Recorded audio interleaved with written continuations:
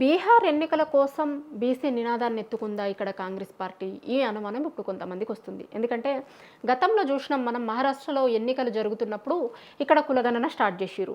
ఏమని చెప్పిర్రు ఆ రోజు అక్కడ వాళ్ళ ఎన్నికలలో? మేము తెలంగాణలో పైలట్ ప్రాజెక్టుగా కులగణన చేస్తున్నాం, బీసీ కులగణన చేస్తాం, బీసీలకు రిజర్వేషన్లు ఇవ్వబోతున్నాము అనేది కదా ముఖ్యంగా చెప్పిర్రు అక్కడ. ఇప్పుడు మళ్ళీ బీహార్ ఎన్నికలప్పుడు 42% రిజర్వేషన్ మీద వాళ్ళు హడావిడి చేసిర్రు. అంటే ఇక్కడ ఆర్డినెన్స్ని తీసుకొని వచ్చుడు, లేకపోతే అసెంబ్లీలో బిల్లు పెట్టి దాన్ని గవర్నర్కి పంపిస్తే గవర్నర్ రాష్ట్రపతికి పంపించుడు, ప్లస్ ఢిల్లీలో పోయి ధర్నా చేసుడు, ఇదంతా మనకి గుర్తుంది కదా. సో ఇదంతా ఎందుకు చేస్తుర్రు అంటే బీహార్ ఎన్నికల కోసం ఏమన్నా చేస్తుర్రా? బీహార్ ఎన్నికలు అయిపోగానే మళ్ళీ దీన్ని మొత్తం కోల్డ్ స్టోరేజ్లకు నెడతారా అనే అనుమానం కొంతమందికి వస్తుందట. ఎందుకంటే ఆల్రెడీ ఆ సిచ్యువేషన్స్ చూస్తున్నప్పుడు బీహార్లో దీన్నే చెప్పుకుంటూ వచ్చిర్రు, కులగణన ఇవన్నీ కూడా చెప్పిర్రు. సో అది వర్కౌట్ కాలేదని ఇప్పుడు మళ్ళీ ఓట్ చోరీ అనేది తీసుకున్నారు అనేది కొంతమంది మేధావులు మాట్లాడుకుంటున్నారు. నేను చెప్తున్న మాట కాదు ఇది, కొంతమంది మేధావులు మాట్లాడుతున్నారు.